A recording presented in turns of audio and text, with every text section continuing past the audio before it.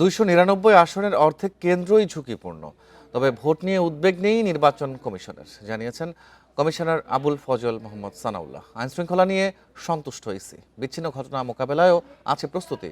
এদিকে সচিব আক্তার আহমেদ জানিয়েছেন সব আসনে মঙ্গলবারের মধ্যে ব্যালট পাঠানো শেষ হয়েছে, কেন্দ্রে পৌঁছাবে বুধবার সন্ধ্যার মধ্যে। নির্বাচনের একদিন আগে মঙ্গলবার সার্বিক পরিস্থিতি তুলে ধরেন কমিশনার সানাউল্লাহ। জানান সারা দেশে আইনশৃঙ্খলা বাহিনীর 9,58,000 সদস্য কাজ করবেন। নির্বাহী ম্যাজিস্ট্রেট থাকবেন 2,100 জন।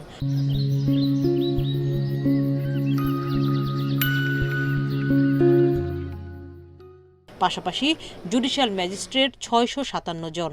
আনুমানিক 50% হচ্ছে আমরা সাধারণ কেন্দ্র হিসেবে চিহ্নিত করেছি, 50%কে আমরা গুরুত্বপূর্ণ।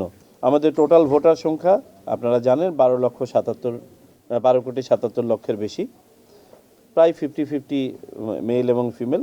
জানান বিচ্ছিন্ন কিছু ঘটনা ছাড়া নির্বাচনের পরিবেশ সন্তোষজনক। রাজনৈতিক দল, প্রার্থী, ভোটার, সমর্থক সবার প্রতি আহ্বান যে আমরা যেন এই সুন্দর পরিবেশ বজায় রেখে এবং যেসব জায়গাতে কিছুটা হলেও এখনো পর্যন্ত টেনশন বিরাজমান সেগুলো যেন আর কন্টিনিউ না করে। একই দিন সকালে রাজধানীর হোটেল ইন্টারকন্টিনেন্টালে ব্রিফিং করেন ইসি সচিব। জানান পোস্টাল ব্যালট গণনায় সময় বেশি লাগলেও ফলাফল প্রকাশ দীর্ঘায়িত হবে না। 299টা আসনের সব ব্যালট পেপার চলে গেছে, সব নির্বাচন উপকরণ চলে গেছে। ব্যালট পেপার রিটার্নিং অফিসারের কার্যালয় থেকে পর্যায়ক্রমিকভাবে আপনার অ্যাসিস্ট্যান্ট রিটার্নিং অফিসার এবং প্রিজাইডিং অফিসারদের কাছ থেকে চলে যাচ্ছে। তার মানে ভোট গ্রহণের যে প্রস্তুতি সেটা সম্পন্ন হয়েছে।